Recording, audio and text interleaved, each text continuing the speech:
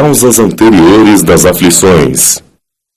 Se há males dos quais o homem é a principal causa nesta vida, há outros que, pelo menos na aparência, lhe são completamente estranhos e parecem atingi-lo como que por fatalidade. Tal é, por exemplo, a perda de seres queridos e dos que sustentam a família.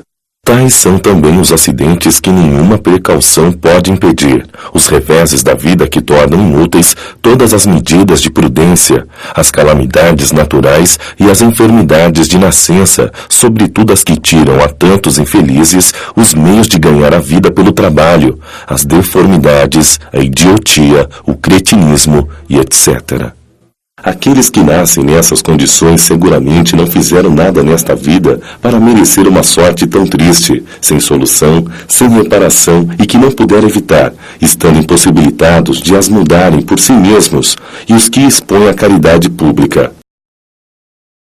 Por que, então, seres tão desventurados e infelizes, enquanto ao seu lado, sob o mesmo teto, na mesma família, outros tão favorecidos sob todos os aspectos?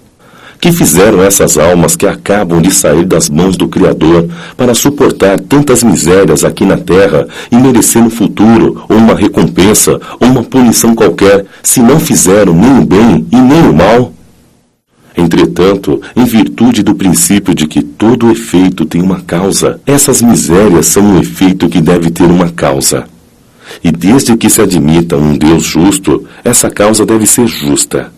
Portanto, como a causa vem sempre antes do efeito, se não está na vida atual, deve ser anterior a esta vida, ou seja, está numa existência anterior.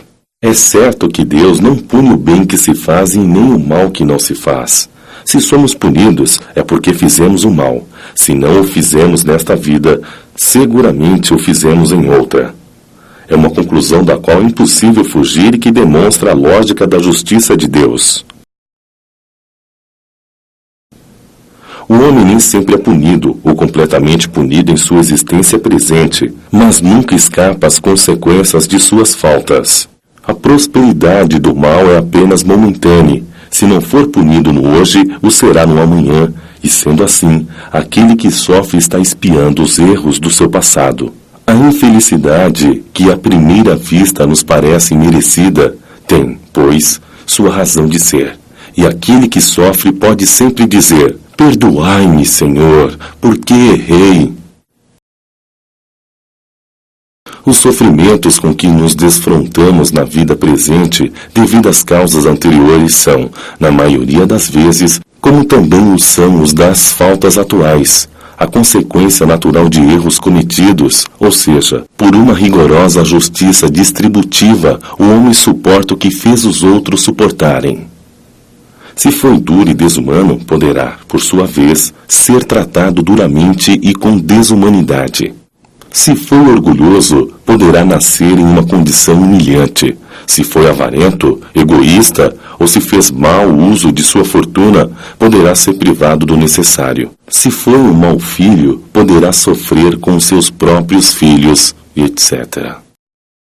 Assim, pela pluralidade das existências e da distinção da Terra como mundo expiatório, se explicam os absurdos que a divisão da felicidade e da infelicidade apresenta entre os bons e os maus neste mundo. Esse absurdo existe somente na aparência, pois é considerado apenas do ponto de vista da vida presente. Mas, se nos elevarmos pelo pensamento, de modo a incluir uma série de existências, compreenderemos que cada um tem o que merece, sem prejuízo do que lhe está reservado no mundo dos espíritos, e que a justiça de Deus nunca falha. O homem não deve se esquecer nunca de que está no mundo inferior, ao qual está preso devido às suas imperfeições. A cada contrariedade ou sofrimento da vida deve dizer de si para si mesmo que, se estivesse no mundo mais avançado, isso não aconteceria e que depende dele não retornar a este mundo, trabalhando por sua melhoria. As atribulações da vida devem ser impostas aos espíritos endurecidos, isto é, teimosos no mal ou muito ignorantes, ainda incapazes de fazer uma escolha consciente, mas são livremente escolhidas e aceitas pelos espíritos arrependidos, que querem reparar o mal que fizeram e tentar fazer o bem, a exemplo daquele que, tendo feito mal sua tarefa, pede para recomeçá-la, para não perder o fruto do seu trabalho. Essas aflições são, ao mesmo tempo, expiações do passado, que nos castigam, e provas que nos preparam para o futuro. Rendamos graças a Deus que, em sua bondade, dá ao homem a oportunidade da reparação e não o condena irremediavelmente pela primeira falta.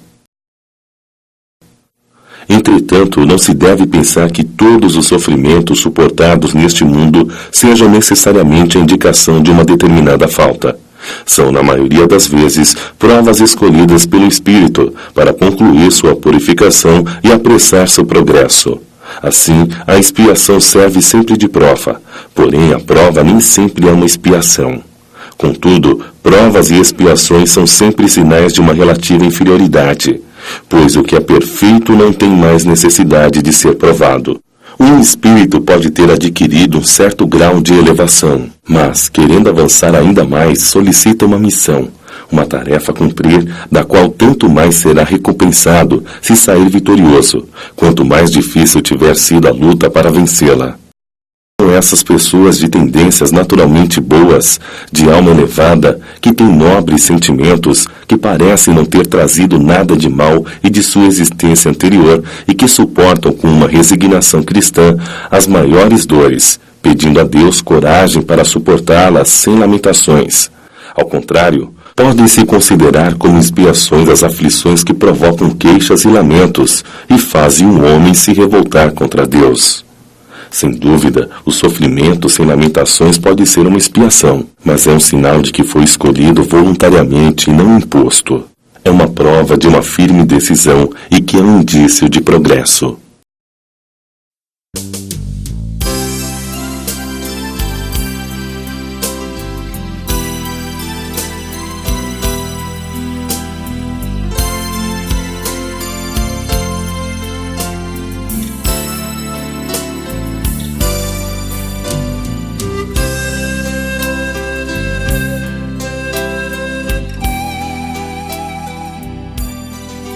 Causas anteriores das aflições.